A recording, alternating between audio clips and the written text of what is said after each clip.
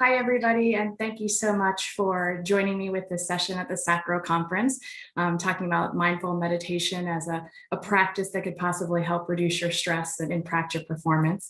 My name is Christine Harper. I am the Associate Vice President of Student Success and Chief Enrollment Officer at the University of Kentucky. I'm a co-RU mindfulness instructor. I've been practicing mindfulness myself starting in 2014 as I was trying to balance work and home and leadership responsibilities and feeling like I wasn't doing very much good at any of them, trying to balance all that. And then actually became an instructor myself in 2016 and have been doing presentations as well as leading courses on mindful meditation for faculty, staff, and students at the University of Kentucky. So I'm really pleased to have you join me. I think it's imperative now that we look at this work and really try to build resilience. Registrars, admissions, enrollment management in total is a very busy, high expectations, frequently changing landscape, which can be stressful. You add on the pandemic, which is creating a lot of unknowns, creating more need to be through different virtual settings like we are today, reducing connection and some possible ways that you can help reduce your stress. And so it's timely to be sharing this. So I'm, again, pleased that I could join you, and I hope you can take a little bit away from this. So what I'm going to do today is go through just basically a little bit about stress, how it can impact you, then what strategies you might be able to use to impact that stress, and then we'll focus more specifically on mindful meditation as a strategy, go into a little bit of research, and then some mindful practices. So I'll lead two mindful practices with you, one small, one short one on breathing, and then another longer one at the end of the presentation called a body scan. So stress, this is a lot of words. It's the definition that you can find on the National Institutes of Mental Health fact sheet. Ultimately, stress can be a good or a bad thing. It's your brain's reaction or response to any demand that's put on it. And stress, let me give you an example. If I were walking on a beach right now, which just sounds lovely, right? The air is coming, the breeze is coming, and it feels so nice across my face. So that response to the wind coming across my face feels great. But maybe the next day I have a sunburn and my face really hurts. And so actually that same wind, that same stress that is put on my body, one day is positive and the next day with the sunburn is negative. So it really stresses something that your body is responding to, that your brain is responding to, but it also can be a perception. And so understanding that is really important. There are very stressful things that can happen, work stress. There's also life stress, whether it's going through a divorce, dealing with money, dealing with this pandemic. All of those things can put pressure on you, and having ability to be able to de-stress is critically important. So when we talk about stress, there are a couple different types of stress, and we're going to focus just on one of them primarily because that's the one that has the most impact on chronic health issues. You have periodic, like short-term or brief stress where you may, be walking across the street and a car turns in front of you and you jump back. And so your body kind of has that fight or flight and you immediately react to it. So that's brief stress. Periodic, we probably, as we go through the cycles, have times where we get really ramped up with a lot of deliverables that are due at a certain time and then come back down. And so there's intermittent stress would be periodic. Acute, some may have experienced traumatic events. It's typically something that happens only once, but could have some long-lasting impacts. And what we're going to focus on today is chronic stress. So chronic stress is that prolonged stress where you're consistently at a very high level and to a point where you have challenges taking anything else on because you never come back down. So you're always paying at a very high level of that stress without any let up over those repeated events. So stressors can have the potential to trigger those responses, and those responses come back in. Stress is important though. As I mentioned in the beginning, there's positive stress. So if you are getting ready to pull a report together, that burst of energy to really get that information pulled together, to be able to do a presentation, you need some stress to get up and activated and ready to go. So that stress can get you to that optimal level. But when you are worried about a presentation that you're giving or overly, or when you have too many responsibilities and you're working on a report and then all of a sudden 2 more requests come back in, that pushes you into that high anxiety area of stress. So not enough stress, you won't be activated to do what you need to get done. Too much stress and you're kind of hampered in terms of your performance. So what we're trying to do is be able to mitigate that chronic stress and bring you back into that level where the stress is at an optimal level for your performance and your health and well-being. So I'm going to jump now into some of the science of this work and vaccination. As there's a lot of people talking about vaccination right now. Some of you may be in the process of getting vaccinations or waiting in your state for that to come to you and have that opportunity. Vaccination response, the reason they bring this up, is a great way to demonstrate how your body can respond to stress. So a vaccine is given to an individual and your immune system is basically activated, and the amount of antibodies that your body produces can demonstrate how well your immune system is functioning. So that and your T cells that happen when they get activated, you know, oh, my immune system is working. So when you get a vaccine, it's not uncommon to feel achy or maybe a little feverish afterwards. That means your body is reacting and your immune system is firing up. So using that vaccine is a good primer to understand levels of stress. I want to go into a little bit of research that colleagues of mine at Ohio State, one of them happens to be my dad, does work on. My father is a researcher at Ohio State, and he's done a lot of work in stress in the immune system. And this is one of the pieces of work that he and others did. Caregivers, so somebody who's taking care of somebody very young or someone very, very old that is or throughout that has a caregiving responsibility. So they're responsible for taking care of almost everything with another individual. It's one of the most highly stressed roles that an individual can have. And so the caregiving population is actually one that is used quite frequently in research relative to stress. And so in this one, they were looking at the function of the immune system for caregivers based on or compared with a well-matched non-caregiver sample. And so what you want to look at here is that those red bars are your caregivers. And you can see they're differentiated by ages 70 or younger, 71 and older. And the hashed bars between those two age differentials there are the well-matched pairs that are non-caregivers. And what this demonstrates is that for the individuals who were caregivers and the well-matched non-caregiver pairs, they were given the flu vaccine, and then they went back a month later and looked to see how many antibodies were generated. And so you can see that for caregivers in the red versus their well-matched non-caregiver pairs, the antibody response was much lower 1 month after vaccination. Really substantial when you look at 71 or older. And so that just shows a little bit about how that chronic stress of caregiving can impact the immune response. So that's just to give you some research there on that and demonstrate that. Now, the interesting thing is after the caregiving roles was over, there's a function of resiliency. So that ability of the immune system to come back actually came back after the caregiver role subsided. This is a picture of my dad here with the Dalai Lama at a presentation that he gave in 2014 at the Mind-Body Connection. There's a meeting in DC, and he was speaking about his research in the area of how stress and the immune system function together. He actually wrote an article that was picked up by the Huffington Post called "A Stress-Induced Recruitment of Bone Marrow-Derived Monocytes to the Brain Promotes Anxiety-Like Behavior." When the Huffington Post picked it up, it basically was translated into the title of "A Really Bad Boss Can Kill You." But ultimately, that's because what he was looking at were the fact that alpha stressors in a work environment, a bullying situation, can actually draw the immune system to start fighting something that's not there, and it can create an anxiety-like outcome because that immune system is trying to deal with the stress, and the stress isn't a virus or a bacteria or something that it can take care of. And so it starts actually impacting the body itself. And that's how stress can really impact your health. It has been shown to not only decrease vaccinations, but also accelerate the risks of diseases such as heart disease, diabetes, osteoporosis, some cancers.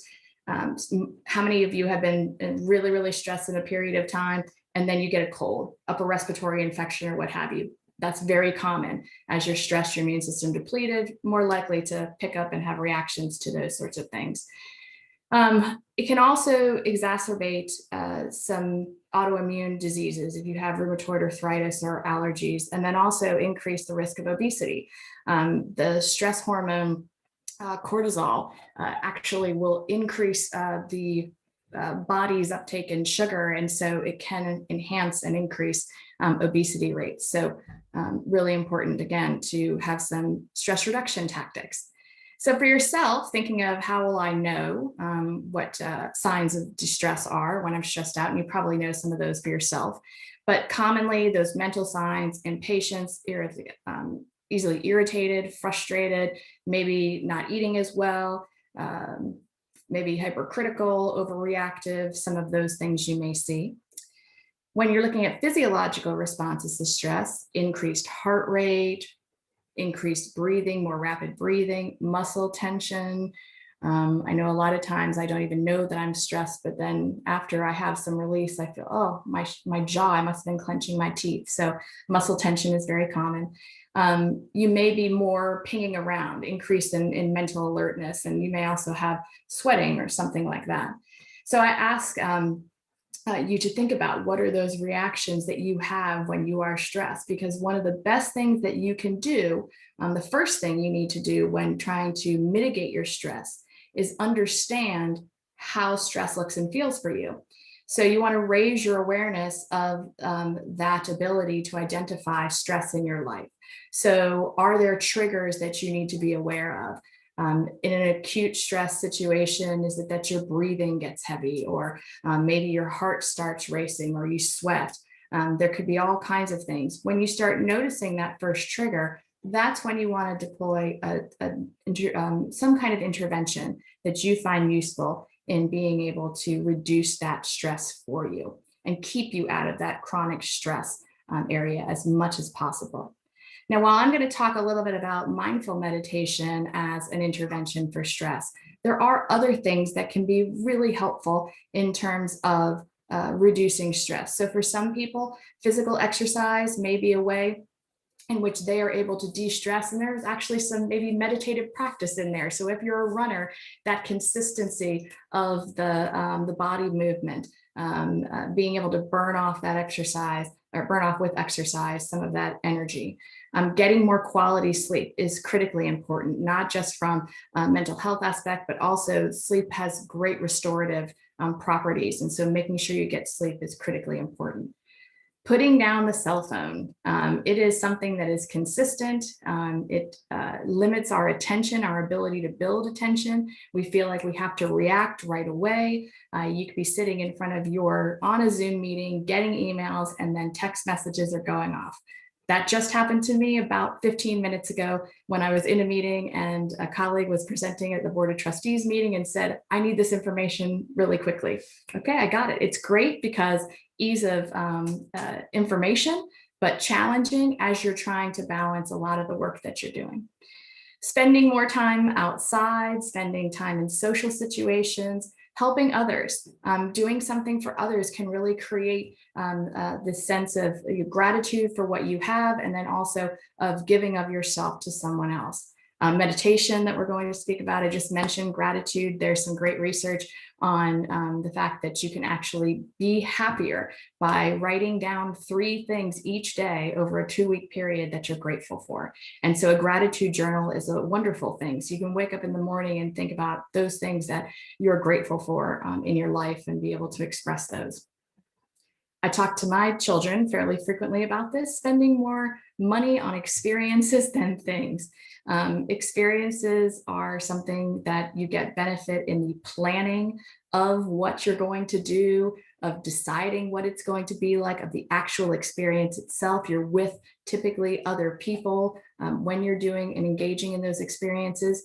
and things are fine and things are necessary, but those material things just don't build in to as much of that happiness that you have, after coming back from, a short weekend somewhere, and then a year later looking at pictures and reliving those memories, for example. And then practicing your spirituality. For a number of people, that spiritual aspect, whatever that means for them, is very important, and is a way that can engage and make you happy through that work of practicing that as an outlet for you to be able to get some balance. So now we're going to talk a little bit about why mindful meditation is important and can be helpful. So mindful meditation is a secular practice. Jon Kabat-Zinn is kind of the grandfather of the mindful meditation practice. He brought this to the US when he had done some work and did some training in Buddhist monasteries in traditional Buddhist meditation, but was trying to look for a secular practice, or one that was, not connected to that spiritual practice or religious practice, to have an intervention for at the University of Boston Medical Center, or Massachusetts Medical Center, where he was dealing with a lot of individuals that were having major health complications, predominantly due to stress. And so mindful meditation is a practice really of just being aware of the present moment, what's happening right now at this time, non-judgmentally. So you want to be able to try and focus your attention in how are you feeling, what's going on. You want to focus and expand your attention to being present in this moment in space right now. I teach a lot to students in this to be able to build their attention. So your ability when you do mindful meditation to be able to know when your mind is going off to another thing when you're reading. So you're reading through and studying, and then your mind starts thinking about what you want to do for dinner, and you realize, oh, you've gone a page and you weren't paying attention to anything. So building that focus and expanding your awareness. I think that the little graphic, the two graphics I want to highlight, the one on the bottom, I think is important, because focusing on the present moment really is attempting to pull you away from things that you may focus on in the past. When you focus on things in the past that have already happened, it's one thing to look at something that happened in the past, triage it, and say, okay, that didn't go quite like I wanted it to. How would I change if I had that experience again? But if you relive that past moment again and again and again, and judge what happened and judge the outcome and have emotions with it, and you can't change it, that can really cause some areas of depression.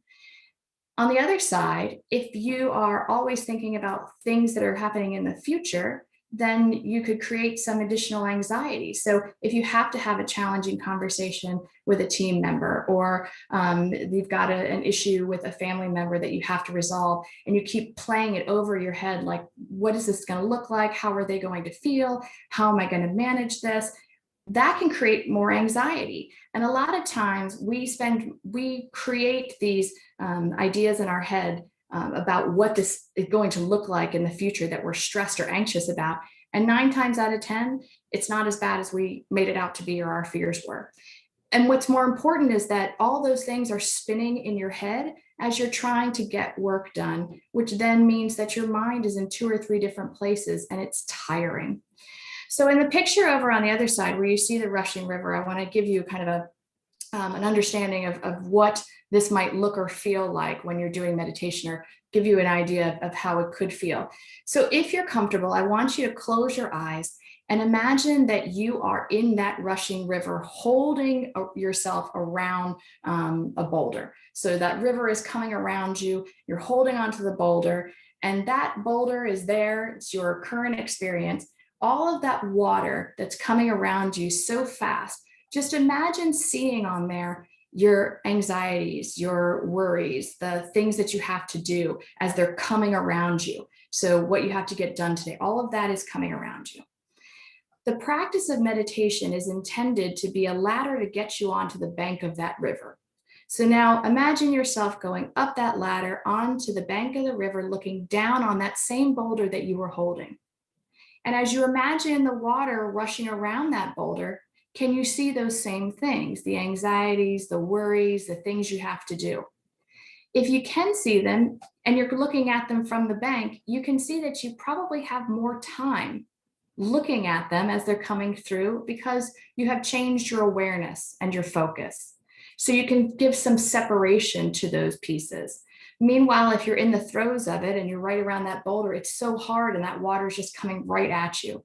And so mindful meditation really is supposed to give you the ability to create more time in your mind because you're more presently focused.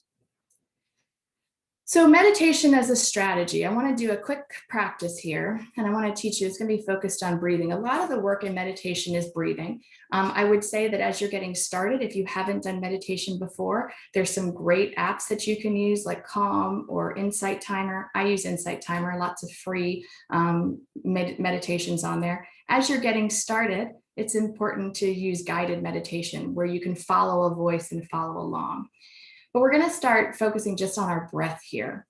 So what I want you to do, if you feel comfortable doing so, is I want you to first get seated in your chair. And if you can, scoot your backside out to the end of your chair and lean back just a little bit. I'd like you to put one hand on your chest, one hand on your belly.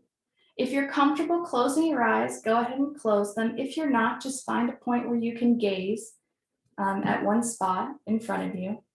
And I want you to just breathe.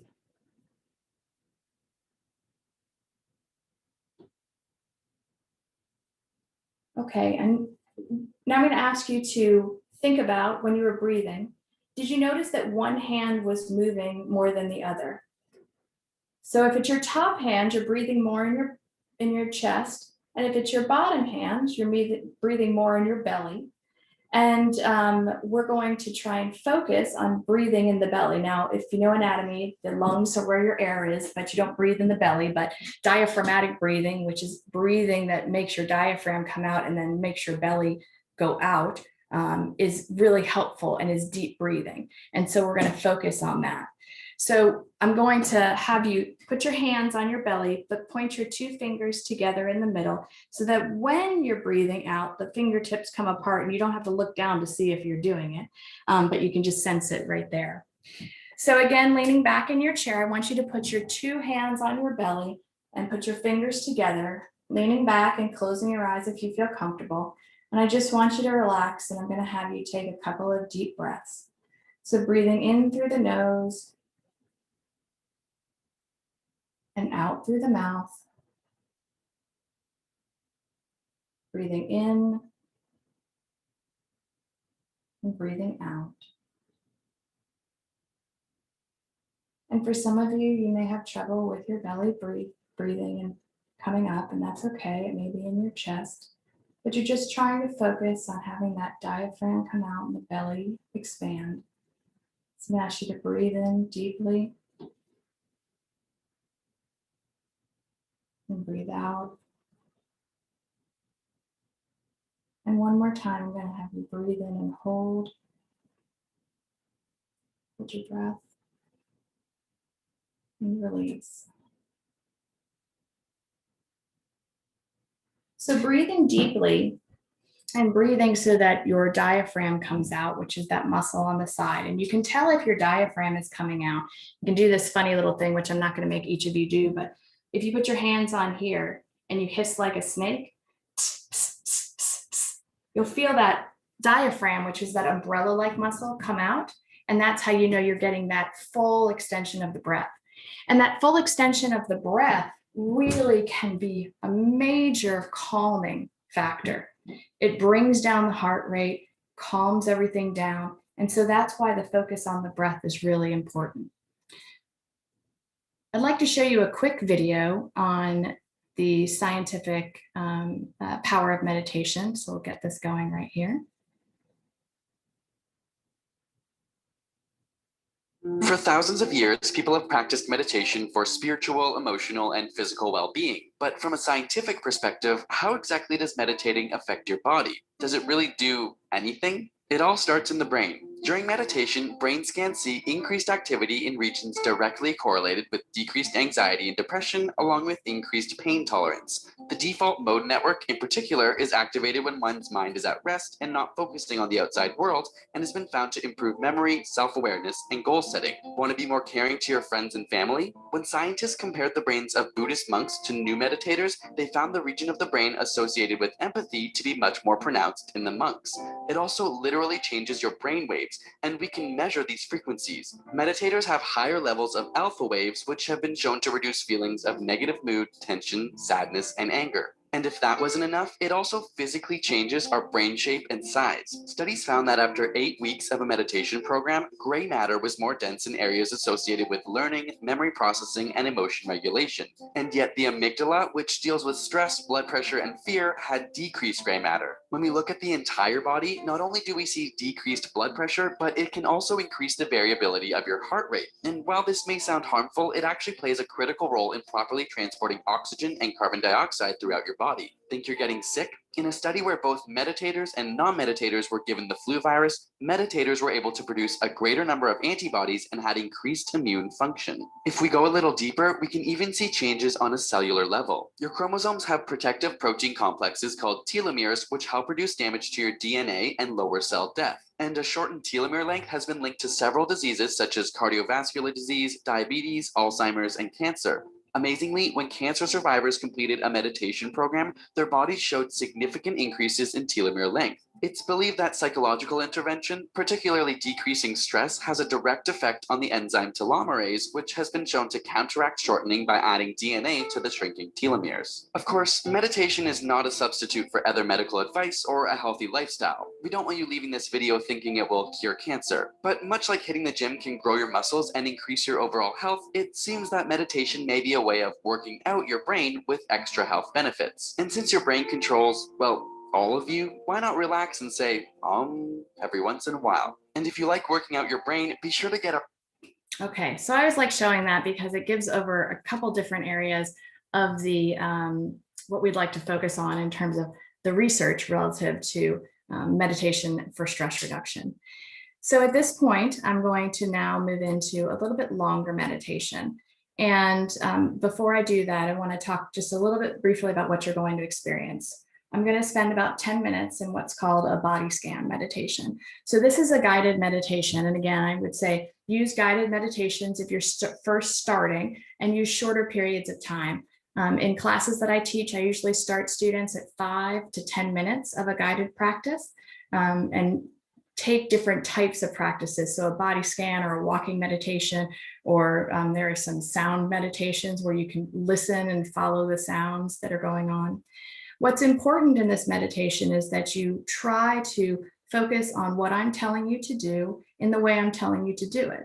But if you've never done meditation before, you will notice that in the breaths where I'm not saying things, or that even if I am saying something, your mind may get distracted. Maybe something's going on where you are currently at that pulls your attention away. Maybe you start thinking about a to-do list or the next session that you're going into. So this is where that non-judgmental aspect of mindful meditation comes in. It's expected for a new meditator and even a seasoned meditator to have thoughts come in. Your brain is a thinking thing, okay? Just like a little puppy, if they're running around and barking and doing all kinds of stuff, you want to give that puppy a bone to hold on to so they calm down. A meditation and a guided practice is something that your mind can hold on to try and calm down. But know that there'll be times where you'll get pulled and distracted. When you consistently do meditation over and over again, that practice of your mind going away and you bringing it back is how you build that capacity to be present, aware, and build that mindfulness muscle, okay? So with that, you can get into a comfortable position. If you're in your home and want to lay on the floor, if you want to put 2 chairs together and put your feet up, I just want you to get into a place that's comfortable for the next 10 minutes. I'm going to lead you through this meditation. I just want you to follow whatever words I'm asking you to do with your mind. And if you're comfortable, I'm going to ask you to close your eyes as you're going through this meditation. And if you're not comfortable closing your eyes, I ask that you just find a spot on the wall or someplace close to you where you can focus so that you can be as present as possible. So this body scan is intended to really bring a sense of calm and relaxation. I typically do this body scan at night as it helps me fall asleep. It's also something that I use to help identify if there are areas where I'm holding tension. So I'm going to go through the entire body and you may feel, oh, wow, my shoulders are really tight. Our bodies and our minds are really good at actually not like pushing off the fact that we're grinding our teeth or we're tensing up. And so a body scan, as you go through and check in with yourself, that's where you can find that you're holding stress, and gives you the ability to maybe do some stretching or get in the shower and get some hot water on there, can give you some good interventions there. So, all right, getting into that comfortable position, and go ahead and closing your eyes if you're comfortable with that. We're going to get started.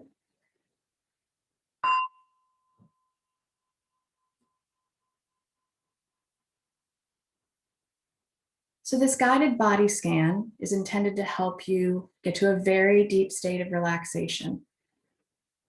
It's best if you manage to stay awake as we're going through this. Trying to relax or force yourself to relax will actually create more tension.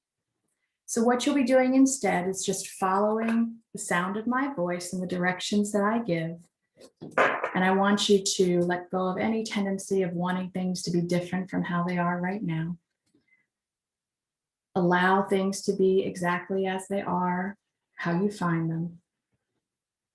And I want you just to watch the activity of your mind, letting go of any judgmental or critical thoughts if they arise. And just doing what this exercise guides you to do in the best way that you can. And now as you're in this place, either lying or sitting,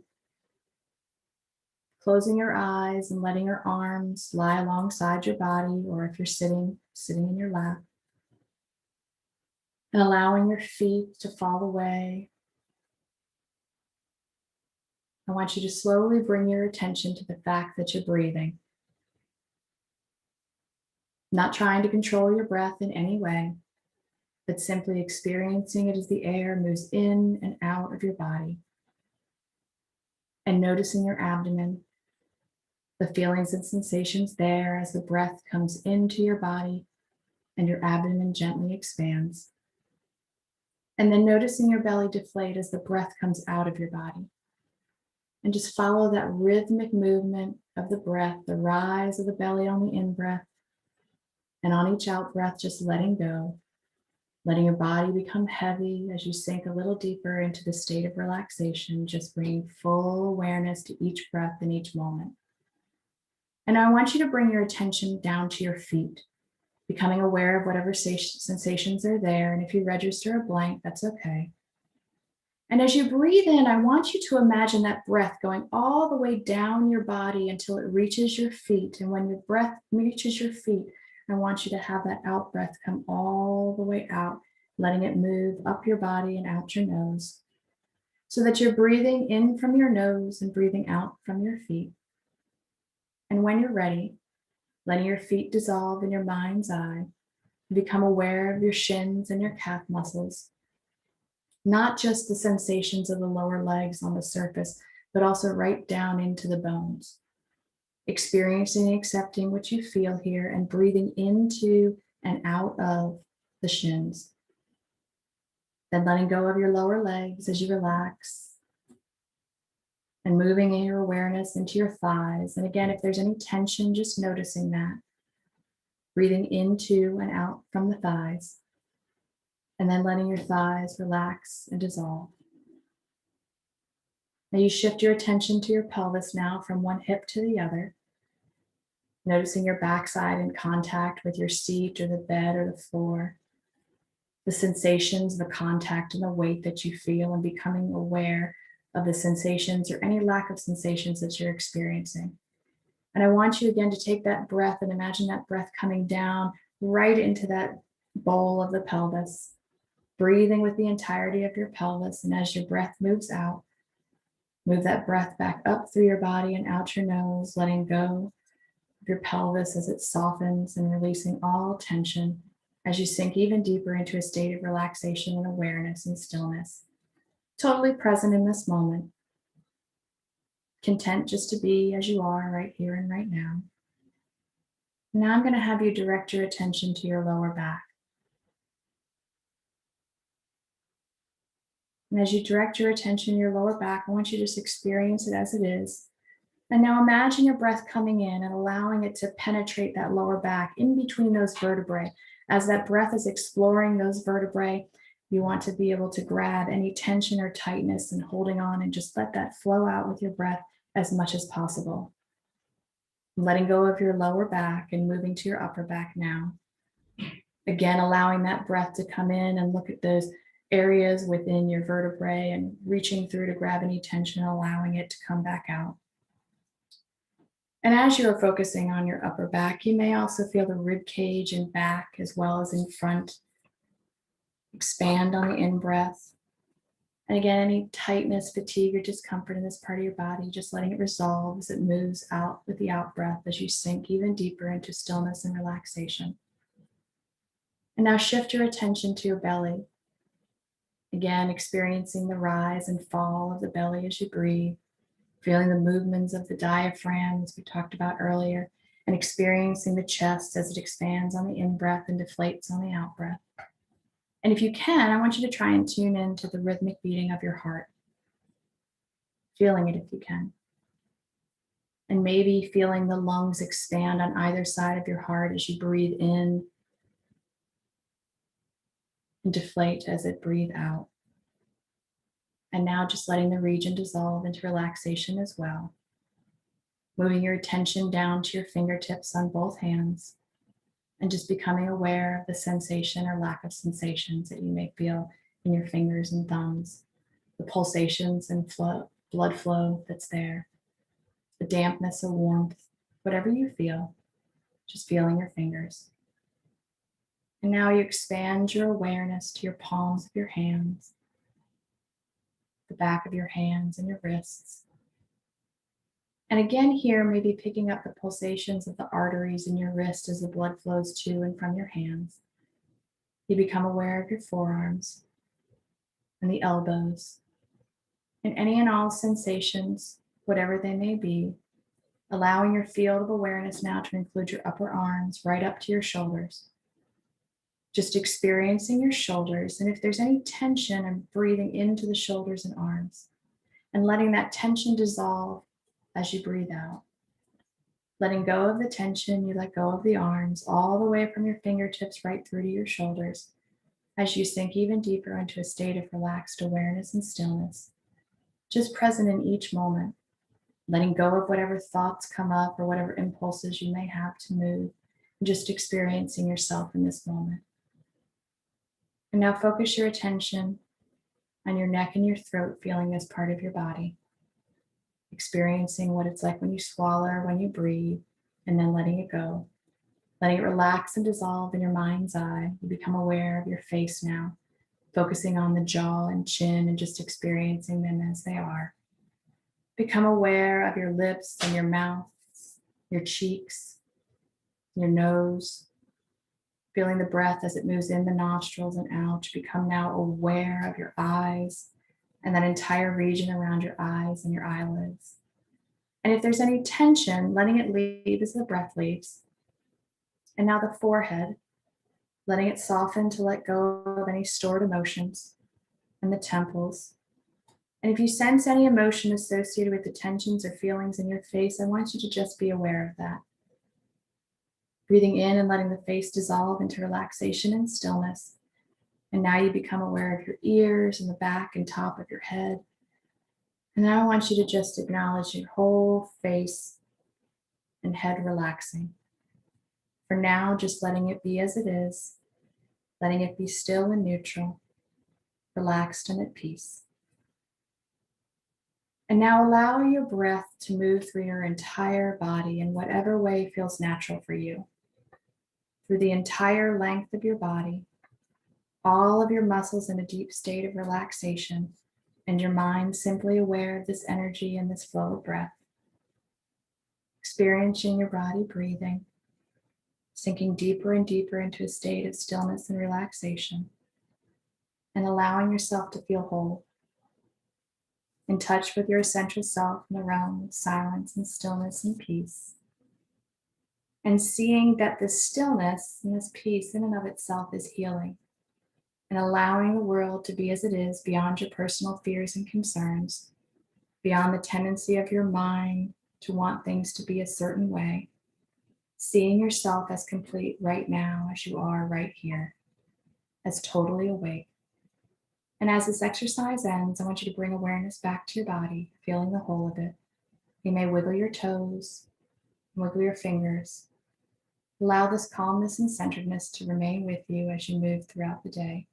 And congratulate yourself on taking this time.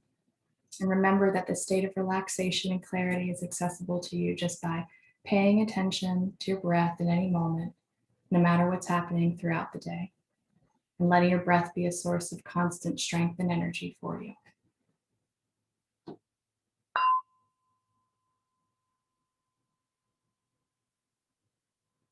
Okay, and welcome back. We're coming to the end of our time together. I hope that you enjoyed that. I hope that you found it relaxing.